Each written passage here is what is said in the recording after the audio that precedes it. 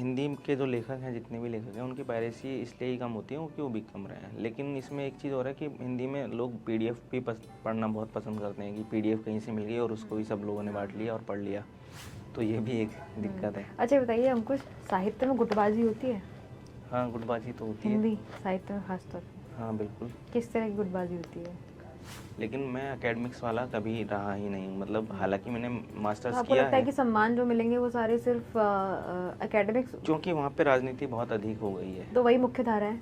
मुझे लगता है कि वही मुख्य धारा है। मेरा दोस्त भी क्या, वह निरा कमरे में रहने वाला दूसरा प्राणी, जिसे दोस्त कहने की इच्छा कभी नहीं हुई, लेटा हुआ है अंदर अपनी प्रेमिका के साथ। मेरी प्रेमिकाओं की याद दिलाती हुई इसकी प्रेमिका कर रही है अठखेलियाँ उसके साथ। मुझे यह सब पसंद नहीं रहा तब से, जब से मैं किसी के जीवन में प्रेमी बने रहने से चूक गया। नमस्कार, बहुत बहुत स्वागत है आप सभी का अमर उजाला काव्य के इस खास पॉडकास्ट में। मेरा नाम है दीपाली अग्रवाल और आज हमारे साथ स्टूडियो में जो मौजूद हैं युवा कवि हैं, लेखक हैं। 2 काव्य संग्रह उनके आ चुके हैं। पहले जो कविता संग्रह आया था उसका नाम है आदमी बनने के क्रम में, और अभी कुछ ही समय पहले दूसरा कविता संग्रह आया है काम में उलझा समय। और हमारे साथ स्टूडियो में है अंकुश कुमार। अंकुश, बहुत बहुत स्वागत है आपका। धन्यवाद दीपाली, धन्यवाद आपका और अमर उजाला काव्य का मुझे बुलाने के लिए।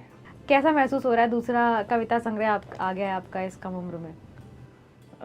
मुझे ऐसा लगता है कि मैंने जब पिछली किताब भी लिखी थी, जब मैं उसके बारे में लिख रहा था, मतलब जैसे फेसबुक पे लिखते हैं कि हमारी पहली किताब आई है, तो मुझे ऐसा लग रहा था कि जब मैं 2014 में जब मैंने लिखना स्टार्ट किया था, शुरू किया था, तो मुझे लगता ही नहीं था कि मैं कभी लिख भी पाऊँगा इस तरह की कविताएं, कि वो कभी किताब बन पाएगी। तो जब पहली किताब आई थी तब भी मुझे थोड़ा ऐसा लग रहा था कि ये तो आउट ऑफ द बॉक्स चीज़ हो गई है मेरे लिए। और दूसरी किताब में भी यही हुआ कि मतलब दूसरी किताब लाते हुए ऐसा लग रहा था कि अब एक आ गई फिर दूसरी भी आ गई, तो मेरे लिए तो एक बड़ा सपने के साकार होने की बात थी। मतलब तो कविताएं लिखते वक्त ऐसा दिमाग में रहता है कि अब किताब छपवा दूंगा इसकी, जब बहुत सारी कविताएं इकट्ठी हो जाएंगी, आप वो कविताएं लिखते रहते हो अपने फ्लो में? हाँ, कविताएं मैं लिखता रहता हूँ। पिछली बार भी ऐसा ही हुआ था कि जो मेरी किताब थी वो 2019 से प्रस्तावित थी मेरे पास, कि मतलब 2019 में बोला गया था, लेकिन मैंने 2021 में उनको दी शैलेश जी को।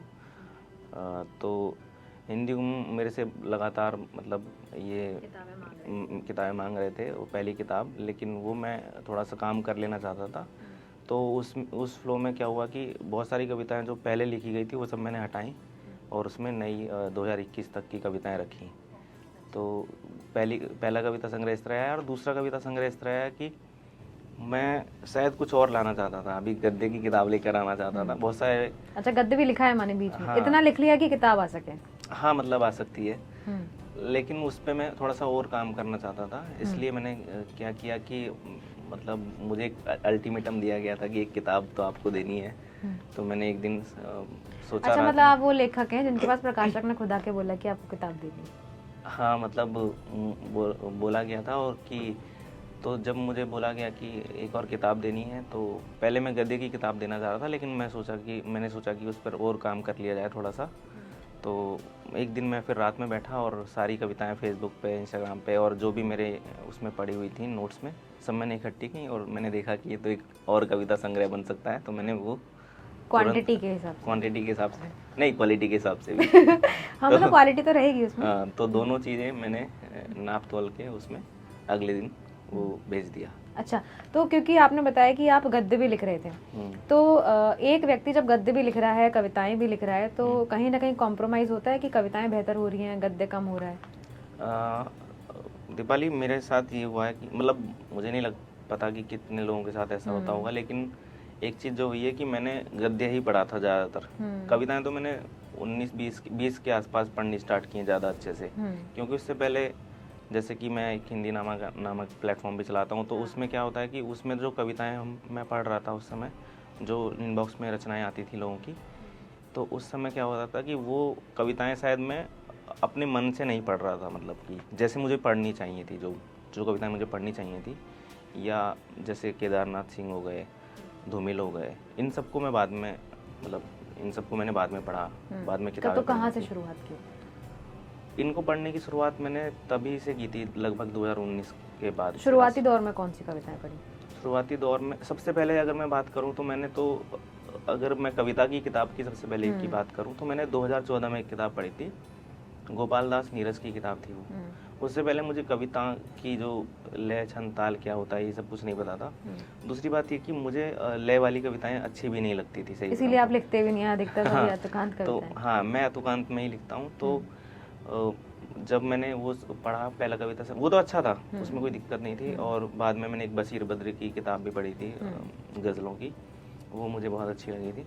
लेकिन मेरा वो एक टेस्ट डेवलप होता है ना, उस तरह का टेस्ट डेवलप नहीं हो पाया कभी भी, क्योंकि जब कभी हिंदी नामों पर भी पढ़ रहा था, या एक मैं बार बार एक वेबसाइट का नाम लेता हूँ, हिंदीसमय.com, मेरी बड़ी प्रिय वेबसाइट है वो, और कविता कोश भी, तो मैं यहाँ से पढ़ लेता था। अमर उजाला काव्य भी जी, तो अमर उजाला काव्य है, और सदा नीरा भी पढ़ता हूँ मैं, सदा नीरा मैं पहले पढ़ता था, और पूसम्पा मेरी एक प्रिय वेबसाइट हुआ करती थी उस समय, वो भी मैं पढ़ता था। लेकिन जो सबसे पहली चीज़ मैं जब कविताओं में आया, मेरे लिए सबसे जो उसका बिंदु होता है मतलब स्टार्ट करने का, वो था हिंदी कविता। हिंदी कविता पे मैंने पढ़ना स्टार्ट किया था, जो हिंदी स्टूडियो करके भी चलाते हैं, तो वहाँ से मैंने स्टार्ट किया था कविताएं पढ़ना, अच्छी कविताएं। ये तो पढ़ने की बात हुई। हाँ। लिखने की बात यह है कि मैंने 2014 में ही स्टार्ट किया था लिखना।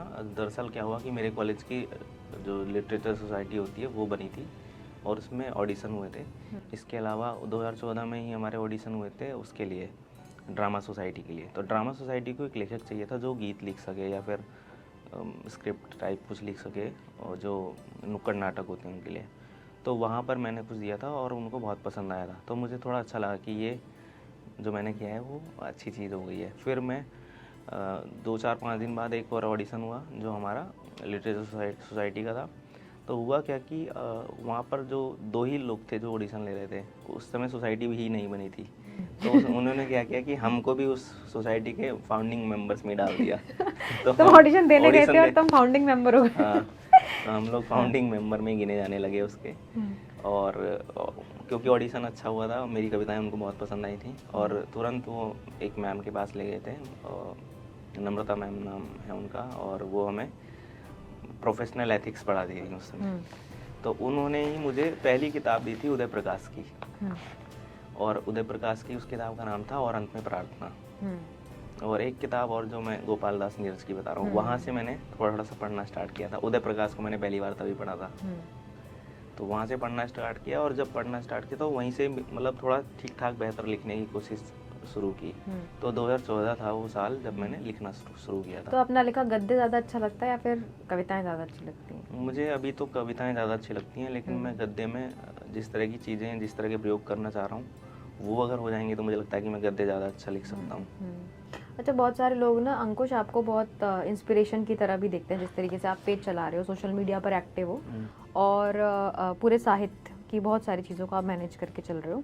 तो कैसी रही जर्नी, कैसी यात्रा रही? बहुत बेसिक यात्रा, जिससे एक बहुत आम व्यक्ति जो होता है ना, वो जो देखता है कि यार ये काम हम भी कर सकते हैं अगर इसने किया है, क्योंकि बहुत ऐसी चीज़ें जो चमत्कारिक रूप से हुई हैं वो विरले होती हैं। लेकिन आपके जीवन में ऐसी कौन सी बहुत सामान्य घटनाएं थी जो कोई भी व्यक्ति कर सकता है, उनसे इंस्पायर हो सकता है और देख सकता है कि हाँ, साहित्य में भी कुछ करने के लिए है? मुझे लगता है कि चमत्कार तो अपने आप होते रहते हैं अगर आप मतलब लगातार कुछ ना कुछ करते रहते हो, क्योंकि अगर रुक गए तो कहीं भी तो कुछ कहीं ना कहीं दिक्कत आएगी ही। तो मैंने जब हिंदी नामा शुरुआत शुरुआत की थी, तो मुझे नहीं पता था कि मैं एक दिन किताब भी लेकर आऊँगा, और मुझे ये भी नहीं पता था कि मैं लेखक भी बन पाऊँगा कभी। लेकिन हिंदी नामा में क्या हुआ था कि मेरे पास ये मतलब एक ऐसी चीज़ मेरे साथ हुई थी कि भले ही मुझे उस समय कविता लिखनी ना आती हो, लेकिन मुझे ये पता था कि अच्छी कविता क्या होती है। मतलब मैं पढ़ रहा था तो क्योंकि लगातार कविताएं पढ़ रहे थे। लगातार कविताएं पढ़ रहा था, तो मैं जब 150 कविताएं पढ़ लेता था एक दिन में, दिन भर में इतनी पढ़ लेता था मैं, तो मुझे पता लग जाता था कि एक कविता जो है ये मेरे को सबसे अच्छी लगी है। फिर और भी जैसे फिर मैंने बड़े लेखकों की कविताएं पढ़नी शुरू की जिनको क्लासिक कहा जाता है अभी। तो मुझे कम से कम इतना समझ में आ गया था कि ये बेंचमार्क है और ये अपने को सेट करना है। मतलब जब वो कविता लिखेंगे या कविता में आएंगे, या फिर कोई अगर कविता लिख रहा है तो उसकी कविता कैसी होनी चाहिए, कम से कम इस तरह की होनी चाहिए। लेकिन ठीक है, एक सवाल यहाँ पर ये है कि आपने तो वो बेंचमार्क एक सेट किया हुआ है कि ये मैंने कविताएं पढ़ी हैं तो इतनी समझ डेवलप हो गई कि अच्छी कविता है या बुरी कविता है। लेकिन आप सोशल मीडिया में क्योंकि बहुत ज़्यादा रहते हो, डील भी करते हो, बहुत सारे लोगों को आप पब्लिश भी करते हो, उनको एक मौका, प्लेटफॉर्म भी दे रहे हो, तो वहाँ पे बहुत सारे ऐसे भी कविताएं या ऐसे भी कुछ वायरल कंटेंट होते हैं जिनको बहुत सारे जो कविता पढ़ने वाले लोग हैं बहुत कोर तरीके से उसमें जुड़े हुए हैं, उन्हें लगता है कि ये कविता ही नहीं है। आपका क्या कहना है इस पॉपुलर मीडियम? और मैं तो उसको परफॉर्मिंग आर्ट बोलता हूँ, मैं उसको कविता की कैटेगरी में कभी रखता ही नहीं हूँ। दरअसल पहले क्या होता था कि मैं भी उसको कविता की कैटेगरी में रखने लगा था, और जैसे बहुत सारे ट्रोलर्स करते हैं वैसे मैं भी करता था शुरुआत 2018 में। लेकिन कैसे ट्रोल करते थे हम? फेसबुक पे पोस्ट लिख के कुछ भी फालतू, मतलब आलोचना नहीं थी, ट्रोल था। हाँ, जिसका कि कोई मतलब नहीं होता है, क्योंकि लेकिन फिर मेरे को समझ में आ गया कि एक तो ये जब भी कोई ट्रोल कर रहा होता है, एक तो उसके पास अपना कुछ नहीं होता, मतलब कोई भी व्यक्ति, ऐसा व्यक्ति जिसके पास अपना कुछ अच्छा होगा वो खुद ट्रोल करने नहीं जाएगा किसी को, क्योंकि वो अपनी रचनात्मकता में लगा रहता है। तो 2019-20 के बाद मैंने ये सब बंद कर दिया पूरी तरीके से, क्योंकि मुझे पता लग गया था कि जिनको हम कभी बोल रहे हैं, कभी जिनको नहीं बोल रहे हैं, ये जिनको हम बोलते हैं कि वो अच्छे कवि नहीं है, वो कभी हैं ही नहीं दरअसल। उनको हम कवि किस खांचे में क्यों फिट कर रहे हैं, जबकि वो एक परफॉर्मिंग आर्ट वाली कला के लोग हैं, मतलब परफॉर्मर्स हैं वो। तो जो लोग वायरल हो रहे थे यूट्यूब पे, तो यूट्यूब के जो लोग हैं, जितने भी लोग हैं, वो परफॉर्मर्स हैं। अब जैसे हम लोग बहुत सारे कॉमेडियंस हैं, उनको हम स्टैंड अप कॉमेडियंस बोलते हैं ना, उनको हम व्यंग्यकार थोड़ी बोलते हैं। मतलब वैसे तो व्यंग्य, वो साहित्यिक कैटेगरी उनको नहीं देते हैं। हाँ, तो वैसे तो वो भी व्यंग्य ही कर रहे हैं ना कहीं ना कहीं, लेकिन हमने कभी व्यंग्यकार थोड़ी गाया उनको, तो हम लोग उनको पोएट्री वाले क्यों बोल देते हैं, हम लोग उनको परफॉर्मिंग आर्ट वाला बोल सकते हैं। तो ये मेरा मानना है। लेकिन वहाँ पर आपको नहीं लगता है कि ऐसा नुकसान हो रहा है कि जिन कविताओं को वो हाइप मिलनी चाहिए वो नहीं मिलती? जिन कविताओं को हाइप मिलनी चाहिए वो तो वैसे भी नहीं मिलेगी। क्यों? क्योंकि जो जनता है वो बहुत लाइट मोड में रहना चाहती है। अभी का जो समय है वो इस तरह का हो गया है कि कोई गंभीर चीज़ों को पढ़ने, देखने, सुनने वाले वो पहले से ही बहुत कम हुआ करते थे, अभी भी उतना ही परसेंटेज है। मतलब परसेंटेज ऑफ जो पॉपुलेशन है पढ़ने लिखने वालों का, वो तो पहले भी ऐसा ही था, अभी भी ऐसा ही है। हमको लगता है क्योंकि ज़्यादा जनसंख्या हो गई है, तो हमको लगता है कि बहुत ज़्यादा ऐसे लोग हैं जो पढ़ते लिखते नहीं हैं। अभी भी क्या, मैं फिल्मों की बात भी अगर कर लूँ तो जो पैरेलल सिनेमा बन रहा है उसको कितने लोग देखते हैं? बहुत कम लोग देख रहे हैं ना। लेकिन बहुत सारी जो पॉपुलर जिसमें एक्टर्स हैं उनको बहुत ज़्यादा लोग देख रहे हैं। लेकिन बहुत सारी जगह पे, बहुत सारे देश ऐसे भी है जहाँ पर यही जो पैरेलल सिनेमा है, आर्ट सिनेमा है, वो बहुत सराहा जाता है। वो फिल्में बहुत आगे भी आई, उन्हें लोगों ने देखा भी और पसंद भी किया। ऑस्कर में भी बहुत सारी ऐसी फिल्में जा रही हैं लगातार, हाँ, और उन फिल्मों को रिकॉग्नाइजेशन भी मिलता है। लेकिन कविता और साहित्य में आपकी तो 2 किताबें अभी आ भी चुकी हैं, आप फेसबुक पे भी लगातार अपनी कविताएं पोस्ट करते हो। इसका रिस्पॉन्स देख के आपको कैसा लगता है? मतलब अगर मैं वैसी बात करूं कि वायरल तो कभी नहीं हुई, 1-2 कविताएं हैं जो बहुत ज़्यादा पढ़ ली गई, जैसे कि माँ एक कविता है मेरे संग्रह में, पहले वाले में, तो वो तो बहुत ज़्यादा। और एक पंक्ति है, गलत पथों और गलत बसों ने मुझे आजीवन यात्री बनाए रखा, तो ये जो पंक्ति थी ये तो मुझे लगता है कि अब मेरे बस से बाहर हो चुकी है, क्योंकि इसको मैंने ट्विटर पे ही कम से कम 60-70 लोगों को अपने नाम से लिखते हुए देखा है। अच्छा। तो ट्विटर पे तो उसी को वायरल कहते हैं। जब कोई पंक्ति पसंद आ गई और लोग तो अपने नाम से, बहुत सारे लोग अपने नाम से उसको लिखे हुए हैं ट्विटर पे। सभी को गलत पतों और गलत बसों ने आजीवन यात्री बनाए रखा है। तो वो है कि, लेकिन जैसे कुछ चीज़ें हैं जो बहुत अच्छी मुझे लगती हैं पर्सनली, मुझे हालांकि वो पंक्ति भी अच्छी लगती है, लेकिन कुछ एक चीज़ें हैं जो मुझे अच्छी लगती हैं कि जो हो जानी चाहिए थी वो नहीं हुई हैं उस तरीके से, क्योंकि वो लोगों को नहीं जमती हैं। तो वो तो हर चीज़ के साथ रहता है कि कुछ चीज़ आपको अच्छी तब एक शोभ नहीं आता कि इस तरह का जो परफॉर्मिंग आर्ट है, जिसको लोग कविता कह रहे हैं, वो इतना वायरल हो रहा है, वो लोगों तक पहुंच रहा है, लेकिन एक अच्छी कविता जिसको लोगों तक पहुंचना चाहिए वो नहीं पहुंच रही है। तो कविता में जब पहुंच ही नहीं रहा कोई, तो कैसे क्षोभ आएगा? जैसे मान लीजिए कि बहुत सारे लोग हैं जो कविता ही कर रहे हैं, उनकी कविता भी, मतलब हमसे अच्छे बहुत अच्छे कवि हैं, उनकी कविता भी कहाँ पहुँच रही है बहुत अच्छी, मतलब स्तर पे। तो क्षोभ तो तब आएगा ना कि जब हमारे ही कैटेगरी का कोई व्यक्ति उसी तरह का लिख के बहुत बड़ा बन जा रहा है, मतलब वो उस कैटेगरी में, क्योंकि मैं उनको गिनता नहीं हूँ दूसरे लोगों को, तो वो अगर अपने हमसे ज़्यादा मतलब पॉपुलैरिटी गेन कर रहे हैं, जो भी कर रहे हैं, तो उस कैटेगरी में तो मैं अपने आप को नहीं रखता हूँ, ना ही दूसरों को रखता हूँ जो कवि हैं। तो क्षोभ तो तब आएगा या कुंठा तब होगी जब हमारी कैटेगरी वाले बहुत कमाल कर रहे होंगे, क्योंकि सब लोग तो इतना ही लिख रहे हैं, इतना ही पढ़ रहे हैं और इतना ही पॉपुलैरिटी है सबकी। बल्कि बहुत सारे लोगों की बहुत कम भी है, बहुत अच्छा लिखने वालों की भी कम है। उनको हो सकता है कुछ होता हो शौक। खैर ये तो मुझे लगता है ये हर व्यक्ति पे भी अलग अलग निर्भर करेगा कि वो इसको कैसे लेता है। खैर आपकी किताब पे आते हैं, इसका टाइटल है काम में उलझा समय। तो इन दोनों काम में कितना उलझा हुआ है आपका समय? इन दिनों बहुत ज़्यादा उलझा हुआ है, और इसलिए उलझा हुआ है क्योंकि पिछले साल प्रोडक्शन हाउस भी एक खोला गया है, काका प्रोडक्शंस। तो उसमें ज़्यादातर यात्राएं हो रही हैं और कुछ शूट करने जा रहे हैं, कभी गाना शूट कर रहे हैं, कभी शॉर्ट फिल्म कर रहे हैं। तो उसकी वजह से भी, और कुछ फ्रीलांस काम भी जैसे चलता रहता है, कुछ कुछ चीज़ें चलती रहती हैं, तो उसमें बहुत ज़्यादा समय हो रहा है। और जैसे हम लोग अभी क्योंकि हम लोग अक्टूबर में बात कर रहे हैं, ये बातचीत हमारी अक्टूबर में हो रही है, तो ये समय हिंदी नवा के लिए एक बहुत महत्वपूर्ण समय भी होता है, क्योंकि हम लोग एक सालाना कैलेंडर भी एक निकालते हैं, तो उसमें अभी व्यस्तताएँ हैं। तो ये सब चीज़ें, बाकी पढ़ने में आजकल मैं लगातार पढ़ रहा हूँ, काफ़ी कुछ पढ़ रहा हूँ, तो उसमें भी अभी आपके प्रोडक्शन हाउस के बारे में भी बात करेंगे। पहले कविता संग्रह के बारे में बात कर लेते हैं कि इसमें जो अधिकतर कविताएं हैं बहुत एकाकी मन की कविताएं हैं, कि एक व्यक्ति जो अकेले में बैठ के कुछ सोच रहा है, उसके मन में तमाम चीज़ें चल रही हैं और उसने वो कविताएं लिखी। उसमें बहुत ज़्यादा संसार बाहरी तौर पे इंक्लूडेड है, भीतरी तौर पे इंक्लूडेड नहीं है। तो कहीं ना कहीं आपके जीवन का प्रतिबिंब है उन कविताओं में। हाँ, मैं मतलब हालांकि मुझे घर में बहुत अकेले रहना तो पसंद नहीं है, लेकिन बहुत सारे लोग आ जाए तब भी मुझे थोड़ा अजीब लगने लगता है। मतलब जैसे कि मतलब एक दो लोग ठीक हैं, 2-3 लोग चल जाते हैं, उसके बाद फिर मेरे कंट्रोल से बाहर हो जाता है, फिर मैं अकेला होना पसंद। जाएं। हाँ, मतलब चले जाएं जल्दी। तो वैसा है, और मैं ये चाहता हूँ कि जैसे मतलब जो भी मैं लिख रहा हूँ उसमें ये तो दिखाना ही चाहता हूँ कि जो आसपास घट रहा है या फिर जो चीज़ें हो रही हैं, कम से कम उसमें अगर मैं शामिल नहीं भी हूँ तो भी उसमें जो बाहर की चीज़ें हैं वो आ जाएं, मतलब जो मैंने देखी हैं। ये नहीं है ना कि मैंने जो देखा है उसको भी मैं बस अपना तक सीमित रखूँ और उसको ना लिखूँ। तो वो मैं चाहता हूँ कि वो दिखता रहे, जो जिसमें मैं शामिल नहीं भी हूँ। मतलब वो दूसरे किसी जहन की बात भी हो सकती है। तो जिसमें शामिल नहीं भी हूँ उसमें भी मैं शामिल रहना चाहता हूँ कविताओं के माध्यम से। अच्छा, इस समय का जो दौर है अंकुश, जो भी राजनीतिक, धार्मिक, सब तमाम जो आपको भी मालूम है कि वर्तमान में क्या स्थिति है, बहुत सारे कवि इस अवसर पे अपने हिसाब से अपने पक्ष के हिसाब से वो कविताएं लिखते हैं। आप राजनीति से प्रेरित कविताएं लिखते हैं या दूर रहने की कोशिश करते हैं? नहीं, इसमें कविताएं मैं फेसबुक पे दरअसल नहीं लिखता हूँ, लेकिन किताबों में मेरी दोनों में है, और जो मेरी राजनीति है उसके हिसाब से ही है। कोई कविता सुनाइए जो आपकी। इस कविता का शीर्षक है अभागा समय। जो कोई भी अपरिचित है वह अभागा है इस समय, जो जम गया है वह किसी परिचय का मोहताज नहीं।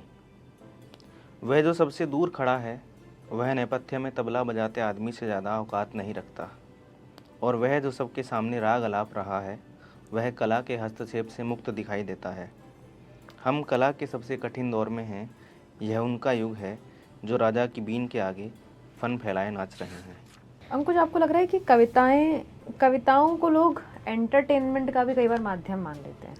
हाँ, लेकिन कविताओं में एक बहुत बड़ी गंभीरता भी है। जिस तरह से आपकी कविताएं हैं, अभी की जो कविता आपने सुनाई है, कुछ इम्पैक्ट क्रिएट करती है कभी समाज में, या सिर्फ फौरी तौर पे एक एंटरटेनमेंट का माध्यम है, लोगों ने सुना, जान लिया और कल मैं एक दोस्त से दरअसल बात कर रहा था डोपामीन की, जो हमें बहुत मतलब ऊर्जावान लगता है कि मतलब उससे ऊर्जा मिलती है, केमिकल जो। हाँ, तो डोपामीन जो है वो जो पढ़ने लिखने वाले हैं उनको पढ़ने लिखने से डोपामीन मिलता है। मतलब अगर अच्छा कुछ पढ़ लिया उन्होंने, तो जैसे मैंने कोई बहुत अच्छी कविता मतलब मुझे मिल गई तो मुझे बड़ा अच्छा लगता है, तो मैं वहाँ से डोपामीन एब्जॉर्ब कर रहा हूँ।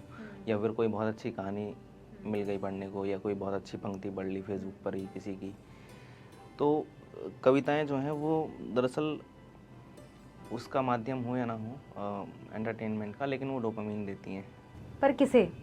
पढ़ने वाले को। हाँ, पढ़ने वाले को देती हैं, जो पढ़ता है, मतलब अच्छी चीज़ें, अच्छी क्या मतलब जैसा भी जो पढ़ता है, जिसको भी जैसा पसंद है उसको वहाँ से वो, किसी को फ़ोन चलाना अच्छा लगता है या फ़ोन में कुछ भी रील देखना, रील स्क्रॉल करना, तो सब जो चीज़ें कर रहे हैं वो कहीं ना कहीं से डोपामीन ले रहे हैं। तो वैसे ही आपने जो सवाल पूछा कि क्या ये इम्पैक्टफुल है, इम्पैक्टफुल से पहले मैंने सिर्फ इस पर बात की कि वो क्या हम मतलब हम कविताओं से क्या मिलता है हमें, या कैसे वो हम पे इम्पैक्ट करती हैं। लेकिन समाज पे अगर इम्पैक्टफुल होना है समाज पर, तो मुझे लगता है कि बहुत सारी सामाजिकता उसमें होनी चाहिए। ख़ासतौर से जैसे मैंने अभी ये कविता सुनाई, तो इसमें भी इन कविताओं में भी एक समस्या है जो मुझे लगता है। दरअसल जो जिस तरह की विचारधारा रखता है वो उस तरह की कविताएं तो पढ़ ही रहा है या फिर कंटेंट कंज्यूम कर रहा है, तो वो तो ऑलरेडी उस तरह का है ही।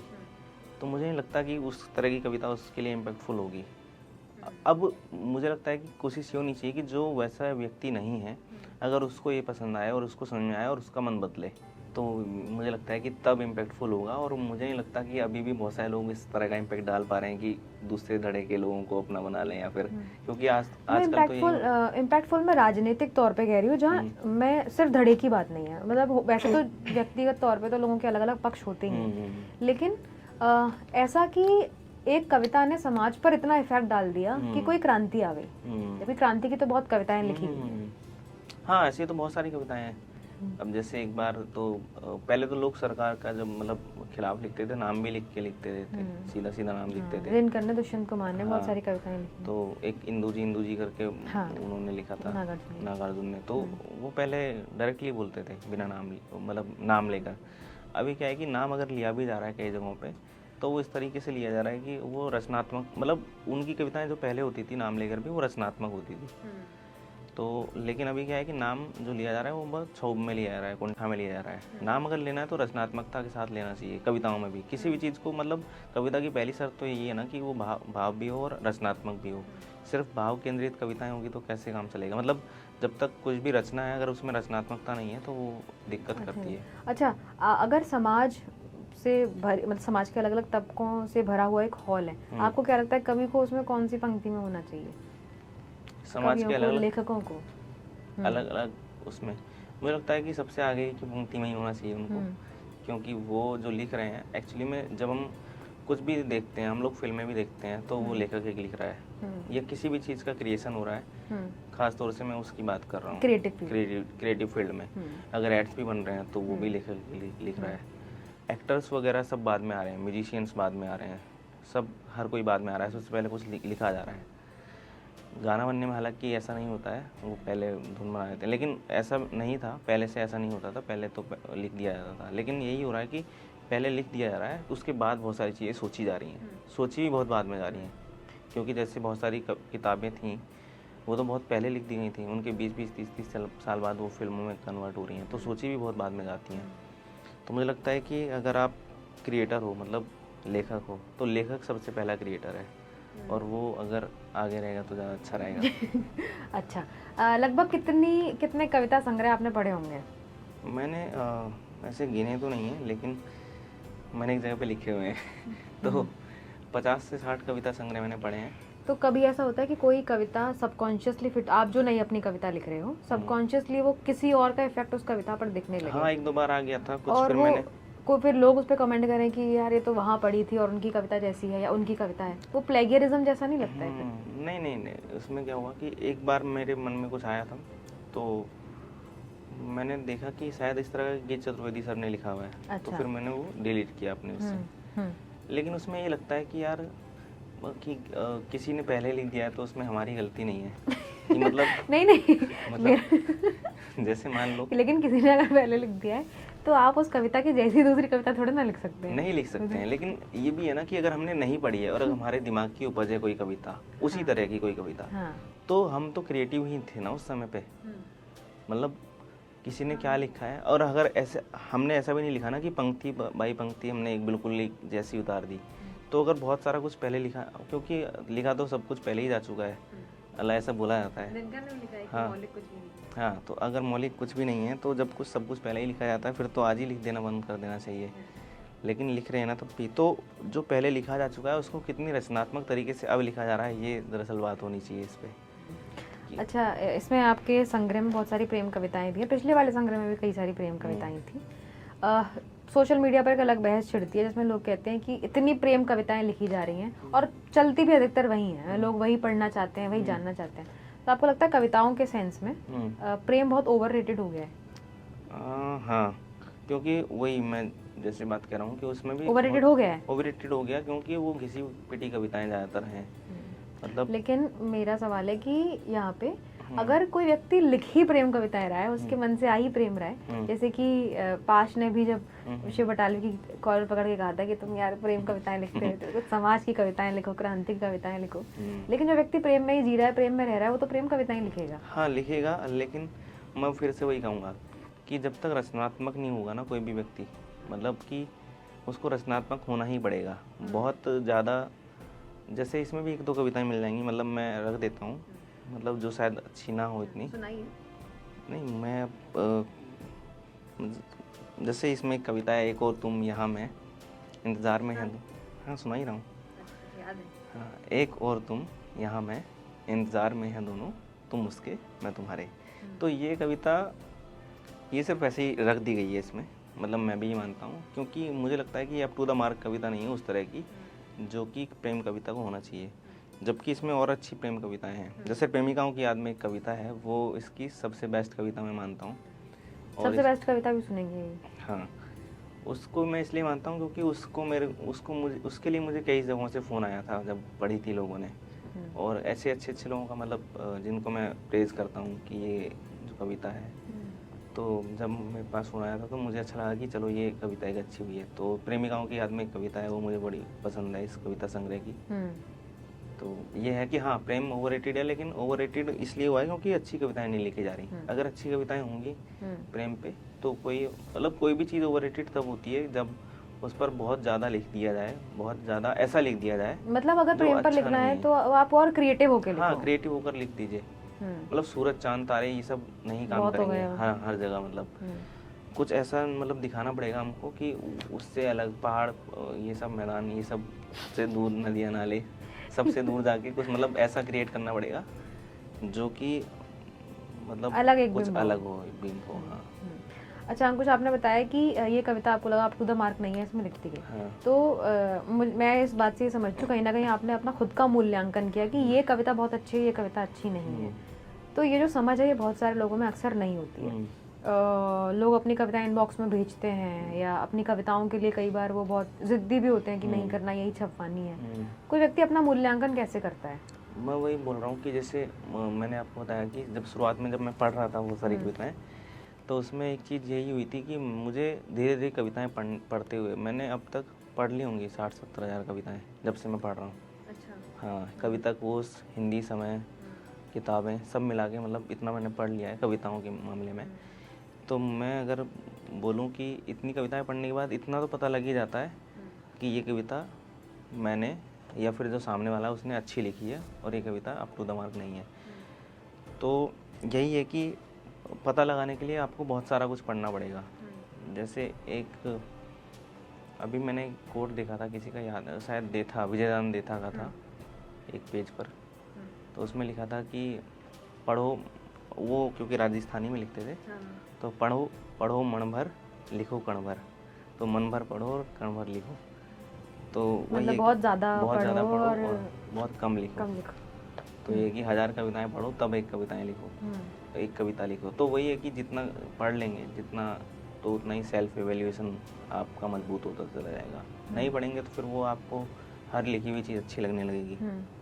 अच्छा, एक बात इसमें ये भी कि अब सोशल मीडिया के युग में हम लोग जी रहे हैं, सब कुछ सोशल मीडिया है, बैठने से लेके उठने तक अब सब कुछ सोशल मीडिया हो चुका है। तो जाहिर तौर पर आपकी जो क्रिएटिविटी है, आप चाहोगे कि वो भी सोशल मीडिया पर आए, लोग उसको सराहें और हम लाइक शेयर के समय में, हालांकि ये सवाल मैंने बहुत बार कई लोगों से पूछा है, तो जो कवि है ख़ास तौर पे, उससे अपेक्षा की जाती है कि वो बहुत भौतिक जगत से दूर वाला व्यक्ति है, वो एक अपने एक आध्यात्मिक जगत में रहता है और वहीं से वो कविताएं लिखता है और उसके बदले में वो कोई चाहना नहीं रखता। लेकिन मार्केट में जो बिकने की ज़रूरत है और उसके बाद एक कवि की संतुष्टि है, और ऑब्वियसली बात है कि आपकी 2 किताबें आ चुकी हैं, कहीं ना कहीं मन में भी है कि किताबें बिकें, अच्छी क्वांटिटी में बिकें। तो इन दोनों को आप कैसे मैनेज करते हो? कभी ऐसा लगता है कि नहीं यार, जैसा है वैसा ठीक है, नहीं बिकेगी तो भी? नहीं, मैं तो बिकना चाहता हूँ, और इसलिए बिकना चाहता हूँ क्योंकि मतलब मैंने लिखा भी इसी हिसाब से है कि वो बिकें, क्योंकि इसमें साहित्यिक होते हुए भी कविताएं, बहुत ज़्यादा भाषा की कठिनता नहीं मिलेगी दोनों ही कविता संग्रहों में।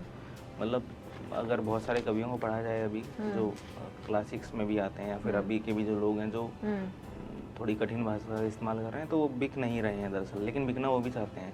बिकना तो हर कोई चाहता है, क्योंकि लेकिन अगर अभी कोई आप पर ये इल्ज़ाम लगाए और कहे कि अंकुश आप कैसे कवि हैं जो बिकने के लिए लिख रहे हैं, जबकि कवि तो इन तरह की चीज़ों से मुक्त होता है, वो तो भावनाओं में जीने वाला व्यक्ति होता है।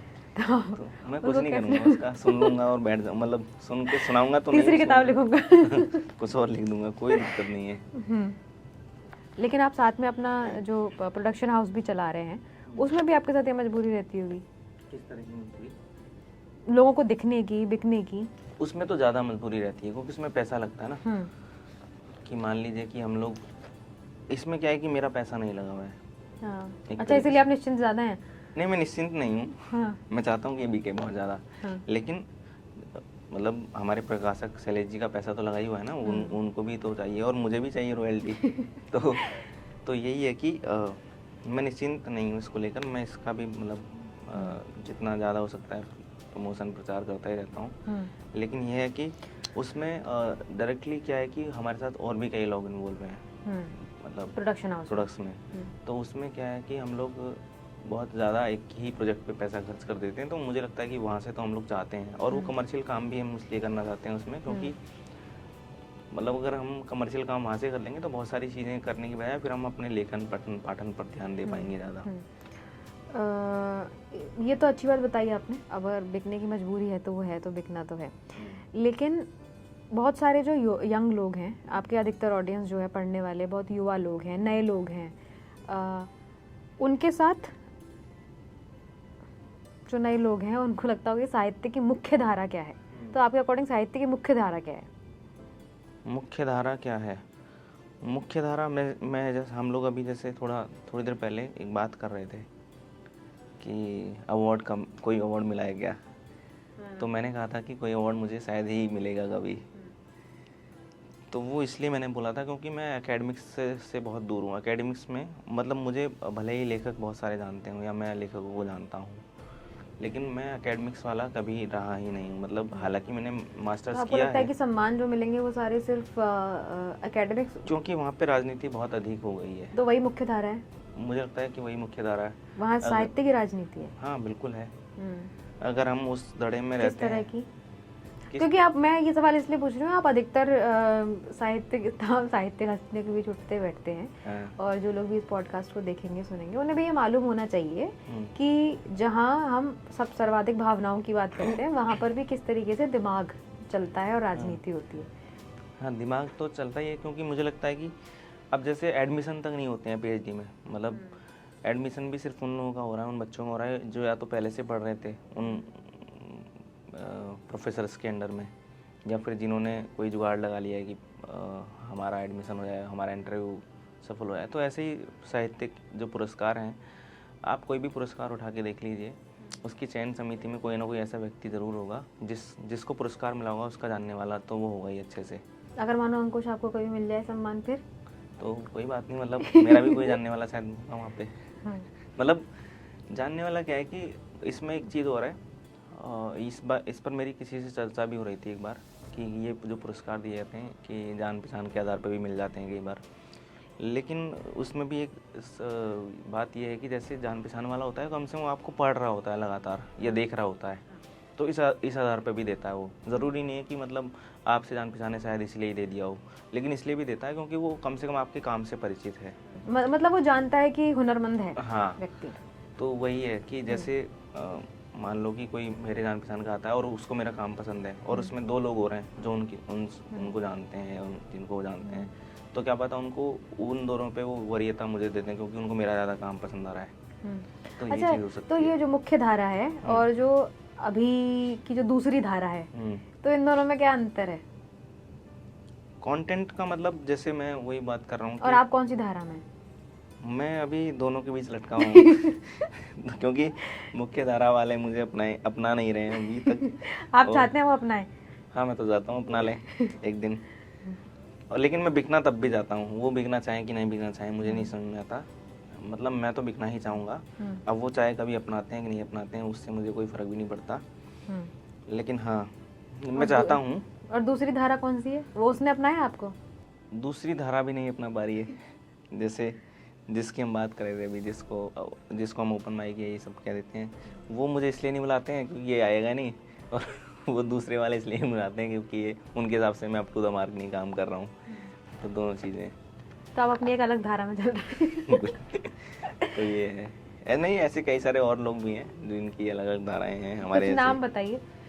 नाम तो मतलब कैसे, नाम मुझे अभी नहीं पता है, लेकिन हैं कुछ लोग शायद।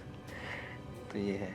अच्छा, ये क्लासी और मासी का अंतर है ये? हाँ, क्लासी मासी इसी पे जो हम बात कर रहे थे। तो ये क्लासी और आप क्या मासी। चुनोगे, क्लासी मासी? मैं क्लासिक होते हुए मासी चुनूंगा। मतलब तो क्लासिक तो बिक ही नहीं रहा है। क्लासिक होते हुए इन द सेंस कि मैंने जैसे अभी बात की इसमें, ये मास के लिए लिखी गई किताब है, या पहली वाली भी। क्यों? क्योंकि इसकी भाषा आसान है। लेकिन इसमें आप ये नहीं बोल सकते कि ये साहित्यिक नहीं है। मतलब इसकी कविताओं को पढ़ के कोई ये नहीं बोलेगा कि ये साहित्यिक नहीं है, क्योंकि जब अरुण कमल जी ने इसकी ये भूमिका लिखने का जब प्रस्ताव स्वीकार किया था, तो उन्होंने सिर्फ इसलिए किया था क्योंकि वो मेरी पहली किताब पढ़ चुके थे। और उन्होंने मुझे ये बताया, अभी मैं जब पटना में उनसे मिला तो उन्होंने बोला कि अरे वो तो मैंने 2 बार पढ़ा है आपका संग्रह। अच्छा, हाँ, आदमी बनने। हाँ, कह रहे कि बहुत अच्छे आप लिखते हैं। तो बोले कि एक बार नहीं, मैंने 2 बार पढ़ी है आपकी कविता संग्रह। तभी मैं इस बात की हिम्मत कर पाया कि मैं उनको भेजूं और इस कविता संग्रह के लिए कुछ लिखवा सकूं उनसे। तो मुझे लगता है कि ये साहित्यिक होते हुए भी ये कविताएं, मतलब ऐसा मुझे लगता है, भले ही किसी को लगे या ना लगे, कि ये साहित्यिक होते हुए भी आमजन की भाषा में लिखी गई कविताएं हैं। बहुत सारे लोग आमजन से दूर हो गए हैं, बहुत क्लिष्ट हिंदी का प्रयोग करने लगे हैं अभी भी। तो आपको लग रहा है कि इसमें भाषा का भी बहुत बड़ा योगदान है? भाषा का योगदान तो है ही। मतलब अगर मैं किसी ऐसे व्यक्ति पर कविता लिख रहा हूँ, जैसे मैं एक उदाहरण देता हूँ हमेशा से, जैसे मान लीजिए कि रिक्शे वाले पे आप कविता लिख रहे हैं, या गृहिणियों पे कविता लिख रहे हैं, घर में हमारी जो माताएं काम कर रही हैं या कोई भी काम कर रहा है, आप गृहिणियों पे अगर कविताएं लिख रहे हैं, तो अगर उनकी भाषा ही, मतलब उनको भाषा ही समझ नहीं आएगी, तो जब उस व्यक्ति तक ही नहीं पहुंच रही जिसकी वो कविता है, जिसके लिए कविता लिखी गई। अगर रिक्शे वाले के लिए कविता लिखी गई और मैं उसमें कुछ भी मतलब लिख दूं। अंकुश, आपकी इसी कविता संग्रह में एक कविता है जिसमें एक लाइन है कि भाषा को बरतो मत, भाषा को सहेजो मत, उसको बरतो। तो इस बात से आपका क्या मतलब है और इस लाइन से आप कैसे जोड़ेंगे जो आप बात कह रहे हैं? हाँ, मैं यही बोलना चाहता हूँ कि उसको, जैसे क्या होता है कि बहुत सारे लोग चिंता में लगे रहते हैं कि ये भाषा खत्म हो रही है या कुछ भी खत्म हो रहा है। मुझे लगता है कि अगर उसको बरतते रहेंगे ना, मतलब अगर वो कहीं भी मतलब बोली जा रही है तो कभी ख़त्म नहीं होगी। उसको सहेजने की चिंता ही नहीं करनी पड़ेगी हमको।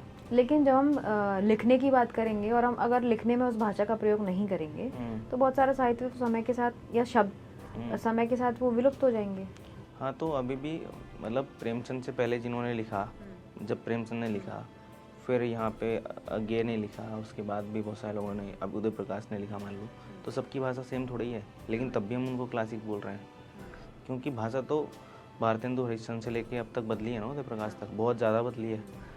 तो बदलाव तो आएगा ही ना भाषा में, लेकिन हिंदी ख़त्म नहीं हुई ना उसकी वजह से।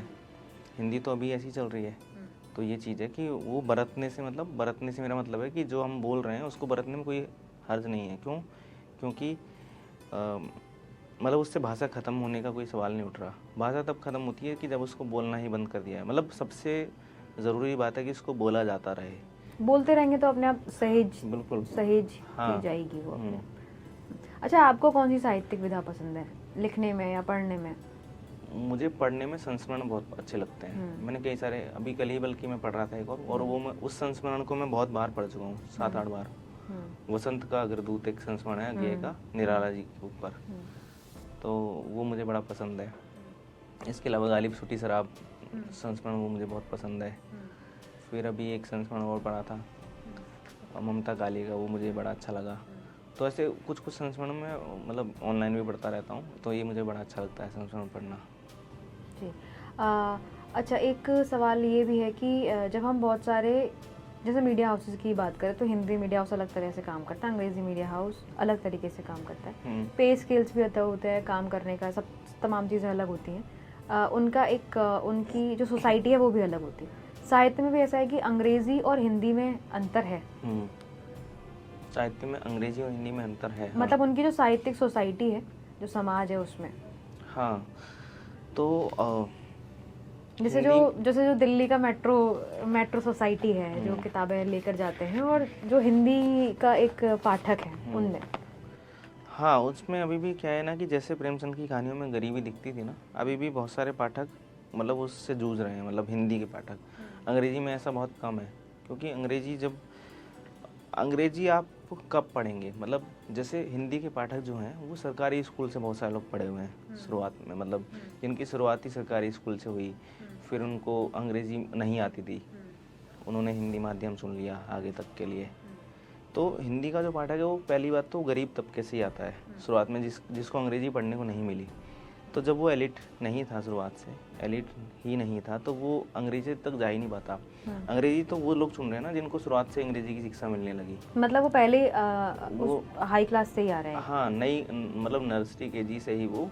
अब जैसे मैं हूँ, मेरे को मतलब शुरुआत में अंग्रेजी मतलब मैं हिंदी माध्यम से ही पढ़ा हूँ काफ़ी समय तक, है ना, 9-10 तक, मतलब 9 तक नहीं, 8-9 तक तो मैं हिंदी माध्यम से ही पढ़ा था, और मैं पहले गांव में ही रहता था, तो वहाँ तो अंग्रेजी का कोई बोलबाला ही नहीं था। तो उसमें क्या है कि जब हम यहाँ पे आते हैं शहरों में, हम गाँव से जो लोग आते हैं, तो उनके पास हिंदी ही लैंग्वेज एकमात्र होती है, और उसकी वजह से मतलब उनकी जो प्राइमरी लैंग्वेज है वो हिंदी ही बन के रह जाती है, और इसीलिए वो हिंदी भाषा का ही साहित्य पढ़ते हैं। तो उससे उसमें पाठकों क्लास का जो अंतर आपने पूछा कि क्लास का भी एक अंतर होता है, क्लास का यही अंतर होता है कि खैर मेरे पिताजी तो टीचर थे, तो उन्होंने हमें पढ़ा लिखा दिया अच्छे से, लेकिन बहुत सारे लोगों के घर पे ऐसा माहौल नहीं है ना गांव में अभी भी। तो वो लोग जो पढ़ रहे हैं वो सिर्फ इसलिए पढ़ रहे हैं थोड़ा बहुत कि वो कुछ कर लेंगे अपने जीवन में। कई सारे लोग तो सिर्फ कंप्यूटर सीखने चले जाते हैं ऐसे ही, लेकिन उसका कुछ कर नहीं पाते क्योंकि उनको पता ही नहीं कि आगे कैसे जाया जाएगा। तो उससे रॉयल्टी का अंतर भी आ रहा है कुछ किताबों में, किताबों की रॉयल्टी का अंतर, तो जैसे हम बात करते हैं अभी कि हिंदी और अंग्रेज़ी दोनों ही जगह पे जितने भी लेखक हैं उसमें से बहुत ही जैसे अगर मैं अंग्रेज़ी की बात करूँ तो जैसे मान लीजिए कि इसमें 100 बेस्ट सेलर होंगे, इंटरनेशनल बेस्ट सेलर की बात नहीं कर रहा मैं, इंडियन बेस्ट सेलर्स की बात कर रहा हूँ। वहीं अगर हम इसकी बात करें हिंदी की, तो इसमें 20 होंगे, 20-25 बस। ये इंटरनेशनल बेस्ट सेलर्स, इंटरनेशनल नहीं, नेशनल बेस्ट सेलर्स की मैं बात कर रहा हूँ। इंटरनेशनल तो बहुत ज़्यादा है हिंदी में नहीं। पहले मैंने अंग्रेज़ी की बात की कि अंग्रेज़ी के जो बेस्ट सेलर हैं, इंडियन बेस्ट सेलर्स की बात कर रहा हूँ, जैसे जिसमें अरुंधति रॉय भी आती है, अमिताभ घोष आते हैं, या चेतन भगत आते हैं, ये सब बेस्ट सेलर्स हैं। तो जैसे मान लीजिए कि इस तरह के 100 लोग अगर होंगे भारत में अंग्रेज़ी के लिए, तो उसका जो रेशियो है 25%, मतलब वो 25 ही होंगे सिर्फ हिंदी वाले। ऐसा इसलिए हो रहा है क्योंकि बेस्ट सेलर बनाने के लिए आपको जो किताबें हैं, जैसे एलीट लोग क्या करते हैं कि वो कई बार ये भी होता है कि वो पढ़ने से ज़्यादा दिखाना ही पसंद करते हैं बहुत सारे लोग कि मैंने ये किताब पढ़ी है, मेरे पास रखी है। तो बहुत सारे लोग बुक सेल्फ भरते रहते हैं अपने, मतलब वो वही जो ड्राइंग रूम में, हाँ, ड्राइंग रूम में जो बहुत सारी किताबें रखी रहती हैं। लेकिन अब अभी क्या है कि हिंदी के जो पाठक हैं उनके पास तो ड्राइंग रूम ही नहीं है, तो वो मतलब उसमें सबसे ज़्यादा पाठक तो अभी जो हिंदी पढ़ रहे हैं, मास्टर्स वगैरह कर रहे हैं हिंदी से, ये BA कर रहे हैं, ये बच्चे हैं सबसे ज़्यादा जो पढ़ रहे हैं अभी इस समय। इसके अलावा जो और लोग हैं वो तो खैर खा कमा रहे हैं, वो अपने रख सकते हैं, लेकिन जो बच्चे हैं वो नहीं पढ़ सकते। तो इतना सारा जो मतलब वो क्या करते हैं, इंटरनेट पे पढ़ लेते हैं, या फिर कुछ ऐसी चीज़ें आती हैं जो पायरेटेड किताबें मिल जाती हैं उनको, या फिर कुछ ऐसी चीज़ें होती हैं जैसे कि आजकल क्या होता है कि कुछ किताबें वो बनाई जाती हैं कोर्स के लिए, मतलब वो बहुत सस्ती मिलती है। जैसे मान लो कि अगर आप एक किताब है फणीश्वर नाथ रेणु की सबसे फेमस किताब है ना, एक तीसरी का मैला आंचल, हाँ, तो मैला आंचल जो किताब है उसका जो संस्करण है जो राजकमल से आया था वो काफ़ी मोटा संस्करण है, लेकिन वही जो बच्चों के लिए बनाया गया वो 40-50 रुपये मिल जाता है, और जबकि वो 350-400 का है। तो उसमें क्या होता है कि फिर कैसे मतलब लेखक को रॉयल्टी मिलेगी। तो वो किताब कहाँ से छप रही है जो कोर्स के लिए आ रही है? वो कोर्स के लिए एक अलग से संस्थान बना हुआ है। कुछ किताबें हैं जैसे ये भी है आपका आषाढ़ का एक दिन, इसका भी एक छोटा सा वो वर्जन बना रखा है, तो उसके पन्ने उन्ने थोड़े से अच्छी क्वालिटी के नहीं जो होते। पायरेसी जो हो रही है किताबों की, उससे भी तो बहुत नुकसान होता है ना, उससे बहुत नुकसान होता है, लेकिन हिंदी के लेखकों का तो कम ही होता है क्योंकि हिंदी के लेखक की पायरेसी बहुत कम होती है। अच्छा, कुछ क्योंकि ऐसे वो बिकती कम है। हाँ, क्योंकि कुछ ऐसे लेखकों की होती है पायरेसी जो मतलब बहुत ज़्यादा बिक रहे हैं। तो हिंदी के जो लेखक हैं, जितने भी लेखक हैं, उनकी पायरेसी इसलिए ही कम होती है क्योंकि वो बिक कम रहे हैं। लेकिन इसमें एक चीज़ और है कि हिंदी में लोग PDF भी पढ़ना बहुत पसंद करते हैं कि PDF कहीं से मिल गई और उसको भी सब लोगों ने बांट लिया और पढ़ लिया, तो ये भी एक दिक्कत है। अच्छा बताइए हमको, साहित्य में गुटबाजी होती है? हाँ, गुटबाजी तो होती है हिंदी साहित्य में खासतौर पर। हाँ बिल्कुल। किस तरह की गुटबाजी होती है? गुटबाजी किस तरह की होती है कि मतलब सोशल मीडिया पे तो हम देखते रहते हैं, हम्म, बाकी आपको इस बारे में और क्या मालूम है? नहीं देखो कोई एक उसमें गैंग लीडर होता है, ठीक है, उसमें कोई भी ऐसा होता है और उसके चारों तरफ कई सारे लोग रहेंगे और उनको ज़्यादा मतलब प्रेज करेंगे फालतू की चीज़ों पे। तो ऐसा तो होता है, हर जगह है और साहित्य में भी छूता नहीं है इससे। जी तो आप हैं किसी ग्रुप में शामिल? नहीं, मेरे तो ग्रुप वाले जो भी हैं, मेरे जो दोस्त हैं, वो मुझे कभी मतलब इस तरह से रखते नहीं है कि मैं गैंग लीडर लगूं। तो मैं किसी गुट में नहीं मानता हूँ। मेरे जो सब दोस्त हैं वो मुझे कभी इतना चढ़ाते नहीं है कि मैं कोई गुट बना सकूं। उनमें से तो कोई लीडर नहीं है? नहीं, उनमें से भी कोई नहीं है। अच्छा, आप क्योंकि आपका प्रोडक्शन हाउस भी है, आपकी किताबें आ चुकी हैं, क्रिएटिव राइटिंग भी आप जानते हैं और कंटेंट राइटिंग भी। फिल्मों के लिए लिखने और गाने लिखने का तरीका अलग है, कविताएं लिखने का तरीका अलग है। तो क्रिएटिव राइटिंग और कंटेंट राइटिंग में क्या फ़र्क है, खासतौर पे उन कवियों के लिए जो फिल्मों में भी लिखना चाह रहे हैं, क्योंकि आपने गाना भी लिखा है, तो उनके लिए आप क्या कहेंगे?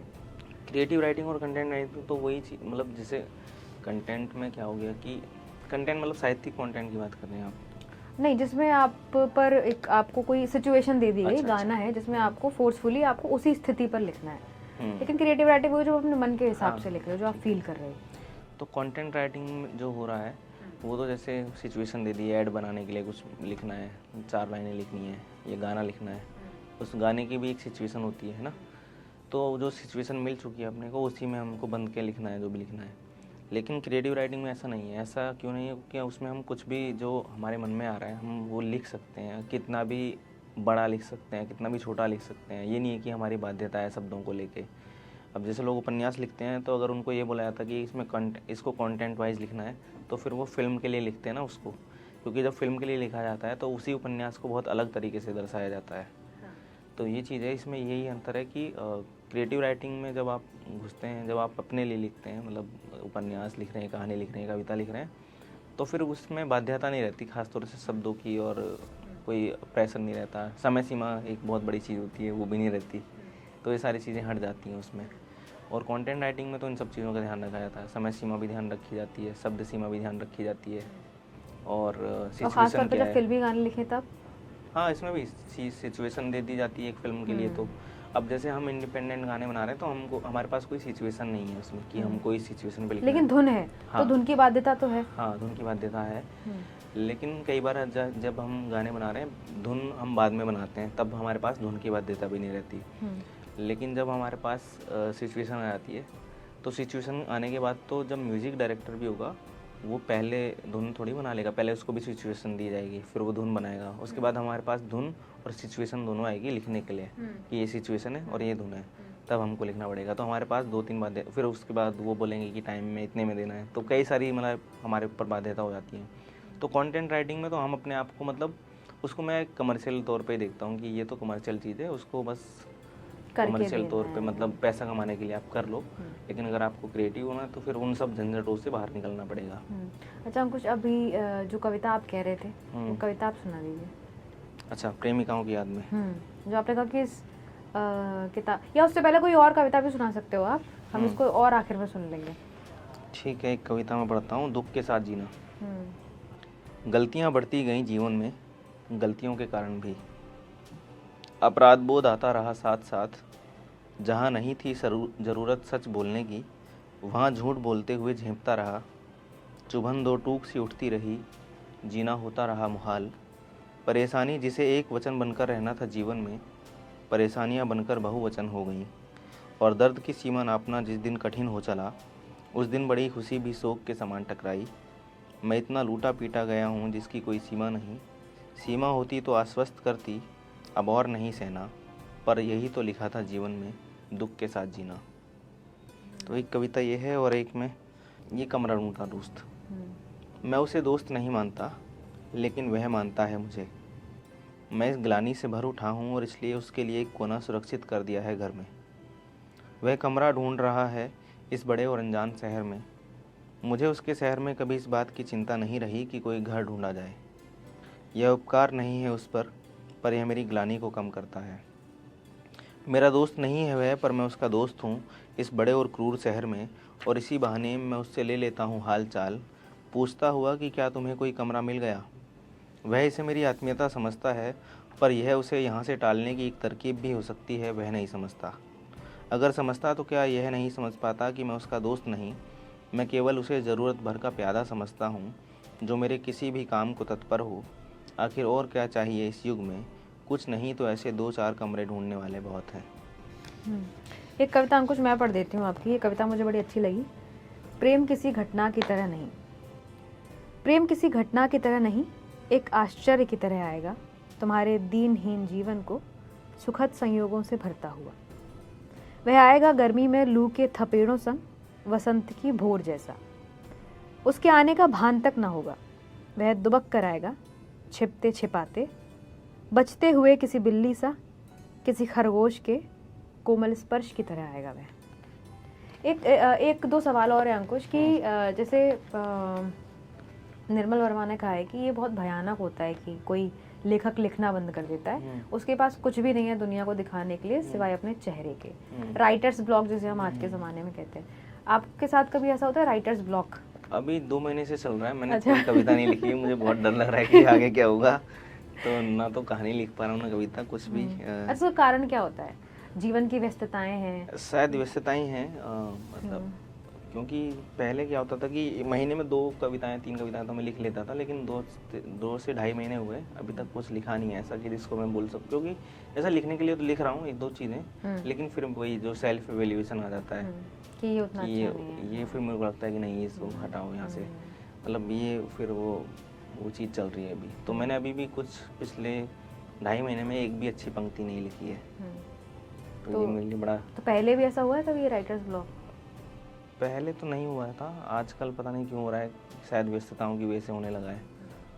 तो वो चीज़ है कि हाँ, वो डराता है और बहुत अजीब लगता है कि मतलब वही है कि मैं ये भी नहीं चाहता कि कुछ भी बेकार लिख दूँ। यार उम्मीद है कि आपके राइटर्स ब्लॉक जल्दी से चला जाए और आप एक अच्छा सा कहानी संग्रह भी हम सबके बीच लेकर आए।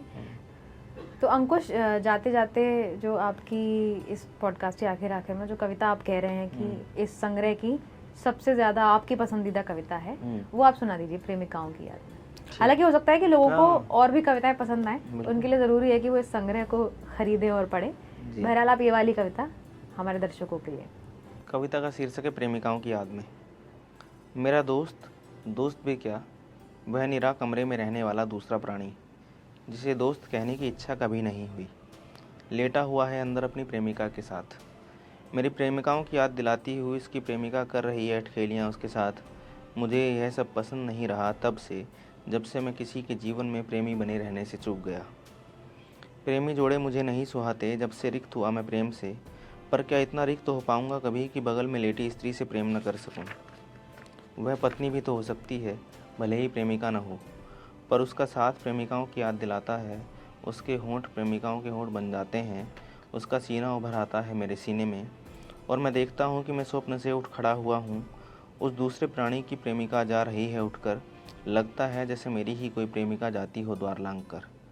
काश मैं उसे रोकने की कोशिश कर सकता। वह चली गई, जा चुकी मेरे जीवन से, उसके कमरे से, मुझे अकेला छोड़ उससे फिर आने का वादा कर। क्या वह मुझसे नहीं कर सकती थी एक वादा फिर से लौट आने का? क्यों करती भला? मैं उसका प्रेमी नहीं, और जो प्रेमी है वह सो रहा। क्या जागते हुए लोगों से प्रेम नहीं किया जाना चाहिए? मैं जाग रहा हूँ उसकी बाट जोहता, क्या पता वह आए और वह सोता मिले, तब उसे कौन करेगा प्रेम? जो जागता होगा वही। मैं जाग रहा हूँ उसकी राह में, मेरी प्रेमिका नहीं है वह, पर मैं प्रेम कर सकता हूँ, इतना सामर्थ्यवान हूँ, अभी रिक्त नहीं हुआ प्रेम से। अरे वाह, और उम्मीद है अंकुश कि आप कभी रिक्त ना हो प्रेम से। यार बहुत बहुत धन्यवाद, आप आए, बड़ी अच्छी बातचीत रही, और उम्मीद है फिर मिलेंगे फिर अगली किताब के साथ और उस पर बातचीत करेंगे, चर्चा करेंगे। उम्मीद है कि वो इस बार कहानी संग्रह होगा। बिल्कुल बिल्कुल, धन्यवाद। और आप देख रहे थे अमर उजाला काव्य। लगातार YouTube पर हमारे वीडियोस अपलोड होते हैं, आप वहाँ भी देख सकते हैं। कविताएं लिखने के शौकीन हैं और चाहते हैं कि अमर उजाला काव्य की वेबसाइट पर छपे, तो आप वेबसाइट पे जाके वहाँ आपको ऑप्शन मिलेगा रचना भेजिए, वहाँ जाकर आप अपनी कविताएं भेज सकते हैं। तब तक देखते रहिए अमर उजाला काव्य। बहुत बहुत धन्यवाद।